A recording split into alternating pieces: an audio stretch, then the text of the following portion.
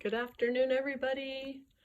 I'm going to read to you one of the many My First Little House books. This one is called Going to Town, and it is a 3.7 reading level. There's the quiz number. I love the illustrations in these books, so I wanted to be able to show you them nice and close up.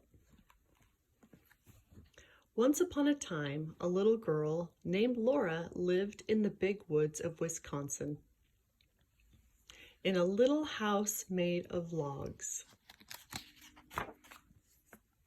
She lived in the little house with her pa, her ma, and her big sister Mary, her baby sister Carrie, and their good old bulldog Jack. One day Pa said that as soon as he had finished planting the crops, they would all go to town. Laura, Mary, and Carrie could go too.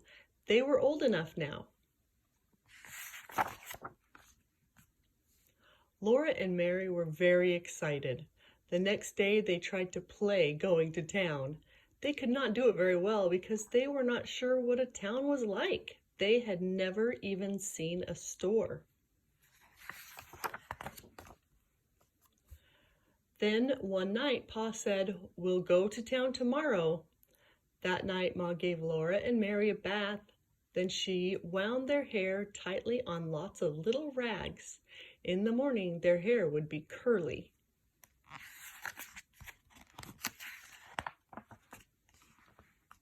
When Laura and Mary woke up, they put on their best dresses. Mary buttoned up the back of Laura's red calico dress, and Ma buttoned up the back of Mary's blue calico dress. Then Ma took the rags out of their hair and combed it into long round curls that hung down over their shoulders.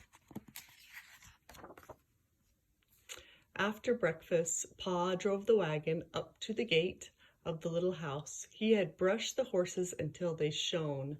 Ma sat up on the wagon seat with Pa holding baby Carrie in her arms. Laura and Mary sat behind Ma and Pa on a board across the wagon box. They were going to town. They were happy as they rode through the springtime woods. Ma was smiling, Carrie laughed and bounced, and Pa whistled while he drove the horses. Rabbits stood up in the road ahead, and the sun shone through their tall ears. Twice Laura and Mary saw deer looking at them with their large dark eyes among the trees.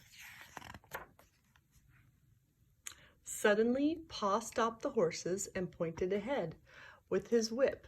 "There you are, Laura and Mary," he said. "There's the town of Pepin."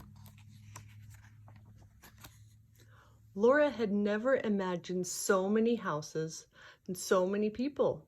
There were more houses than she could count. Laura looked and could not say a word.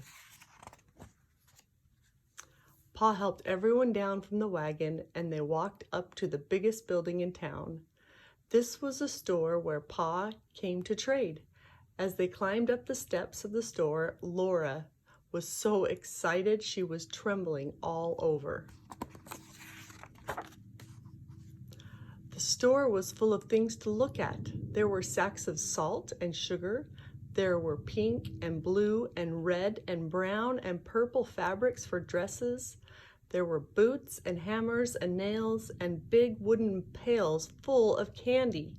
There were so many things that Laura did not know how Pa and Ma could ever choose. When all the trading was done, the storekeeper gave Mary and Laura each a piece of candy. They were so surprised they just stood looking at their candy. Then they remembered to say thank you. The candies were shaped like hearts and had printing on them. Mary's candy said, "Roses are red and violets are blue. Sugar is sweet and so are you." Laura's said only, "Sweets to the sweet." After they left the store, they walked over to the lake. At the edge of town, they all sat on the warm sand, and Ma opened the picnic basket she had brought. Inside there were breads and butter and cheese, hard-boiled eggs, and cookies for lunch. After the picnic was over, they all got back into the wagon to go home. It was a long trip through the big woods to the little house. Laura and Mary were very tired, and baby Carrie was asleep in Ma's arms, but Pa sang softly, "Mid pleasures and palaces, though we may roam, be it ever so humble, there's no place like home." I thought that was a cool way to end the story since we are all in our homes. I hope you're having a wonderful day, and I miss you all.